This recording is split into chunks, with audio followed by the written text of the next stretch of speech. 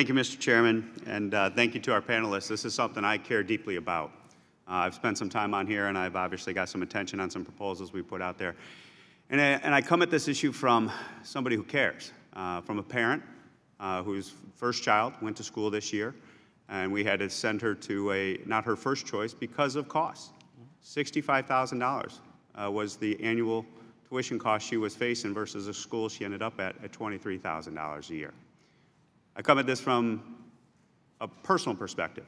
$110,000 worth of student loan debt when I completed my studies. I know firsthand the adverse consequences and life impacts that has in making choices available to somebody who wanted to pursue potentially other course of careers. And I also come at it from across the district here, and time again from parents who are just saying this has to stop, especially for working parents who are over that threshold where that cliff kicks in, and they're told by the institution, there really isn't anything here for you. We haven't set up our programs to benefit the working families, in my opinion. So I'm going to ask you, the panelists, can you define, I want to put a spotlight on some of the spending that's going on in this arena. Mr. Snyder, to your point about the 990s, we spent a lot of time combing through 990s, and they are very difficult IRS forms to get information from. But we have seen things like University of Illinois has paid its fired coach, Ron Zook, $1.3 million. University of California paid its fired coach, Jeff Tedford, $1.8 million for a year's worth of for no service. Rod Friedman up at the University of Maryland, $2 million while he fished and golfed.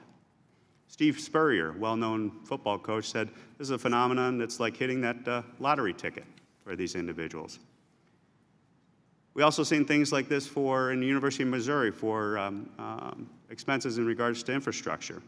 Where University of Missouri charges $41,000 for out-of-state residents per year, they have constructed an indoor beach club, complete with palm trees, lazy river, water slide, and a grotto modeled after the Playboy Mansion. We have seen the stories about college coaches. We've also seen the stories about college presidents and administrators. Columbia University, compensation 2013 for its president was $4.6 million. But when you dig deeper, the investment manager was paid $6 million for his services. The vice president of investment management was paid $5.4 million a year.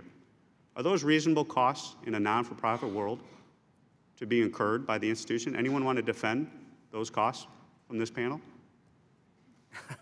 I didn't think so. So I think a spotlight is part of the reform that we need to put on here. But I also want to target some of the positive things that are going on. Berea College has been able to be put in a position where its students aren't being charged tuition. And from your testimony, I think you said one thing that was interesting to me. Unrestricted gifts was a big step, I think, in order to get to where you need to be. What makes you capable of utilizing your endowment to have a zero tuition cost environment for your students? Excellent question. I think there are several factors that help there. The unrestricted bequests, and we started that in the 1920s, putting that into the endowment. It's a very disciplined approach. Believe me, in the 2008, 2010 timeframe when we saw the really financial crunch on us, very tempting to say, let's peel off 5% of that new money coming in and use it for the operating budget.